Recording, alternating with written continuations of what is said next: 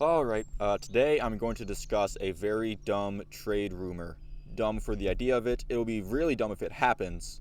Jimmy G and the Browns have been reportedly, floating around. The Browns are one of the teams that are reportedly interested in Jimmy Garoppolo's services.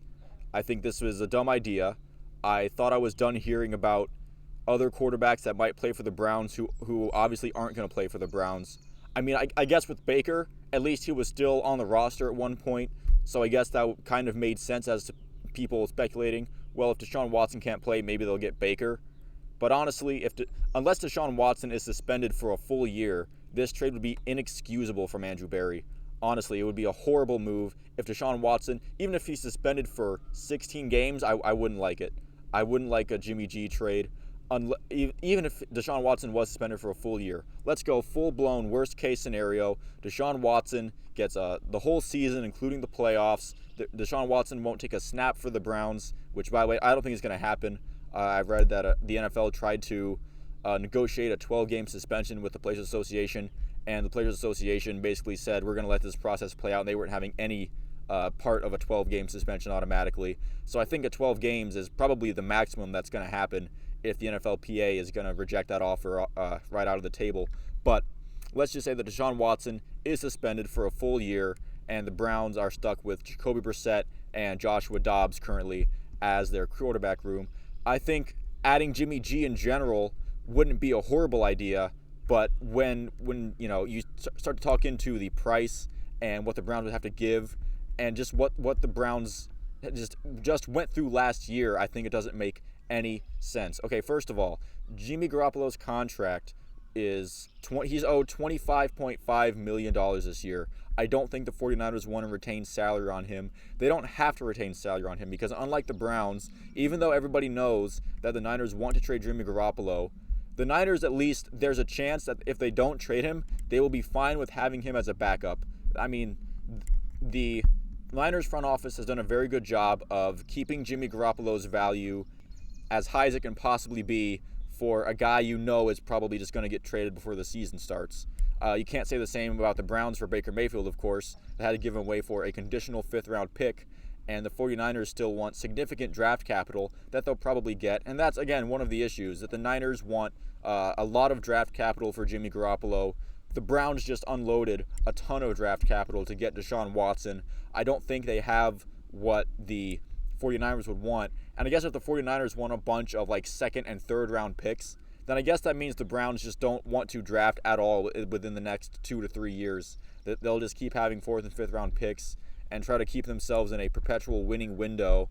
And I think that this Jimmy G trade would not help that at all, obviously. So right there's two main points of why this would already be pretty horrible for the Browns. It would be the third embarrassing quarterback contract that the Browns would have for this year. I think the Deshaun Watson contract is embarrassing because he's not going to play the whole year. I know there's people who are optimistic that he'll get much less of a suspension than initially thought maybe a month ago, but you're still going to pay him a whole bunch of money to not play for probably a good chunk of the first half of the season, if not more. Baker, you're obviously paying Baker Mayfield, $10.5 million now to not play for you and actually play against you on week one. You're going to pay him $10.5 million this year, and now you're going to pay $25 million for Jimmy Garoppolo, who we're talking about would be a lateral move from Baker. When the season was over, I think the sentiment from a lot of Browns fans, me included, was that there's no reason to go after Jimmy Garoppolo because his ceiling is about as high as Baker's. Jimmy Garoppolo and Baker Mayfield are pretty much they're like sister cities, essentially. You're basically trading 6 for a half dozen. That's what you're getting with Baker Mayfield and Jimmy Garoppolo. Another thing to keep in mind that I don't think is too big of a deal, but it is worth mentioning, Jimmy Garoppolo does have a history with injuries. I think he got hurt even with his first stint with the Patriots, which is why Jacoby Brissett even had to play in the first place. He's had some injury problems with San Francisco, so even if the Browns went out and got him and he was there for the whole year and he's committed to this year and whatever, there is no guarantee that he would be playing for however long they would want him to play. And the last thing I want to do with this video before I end it, this is going to be a quick video, mostly because I think this whole topic in general is really silly. I think this is a silly idea, Both the fact that it's circulating, and if the Browns are actually thinking about getting Jimmy Garoppolo, I think that's even like worse. That's sillier. I think there is a little credence. There's a little credit to be given to the argument that Jimmy Garoppolo would be a face value upgrade over Jacoby Brissett. Their stats over their careers, their stats over last season, both indicate that Jimmy Garoppolo is on paper a better quarterback than Jacoby Brissett.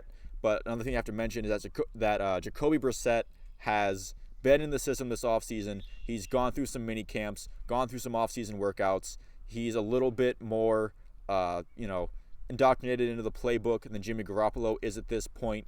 And also, like I said, again, Baker Mayfield and Jimmy Garoppolo were kind of seen as on the same kind of tier of quarterback. I know some people think Baker is just like horrible and trash and garbage, but when Baker Mayfield and Jimmy Garoppolo are both healthy, I think they both come with like the same strengths and the same question marks of maybe they can lead a good enough team to the playoffs, but they're not a quarterback that's going to get you over the hump and get you to actually hoist the Lombardi trophy like, say, a Patrick Mahomes or an Aaron Rodgers or a Matt Stafford or any other MVP caliber quarterback.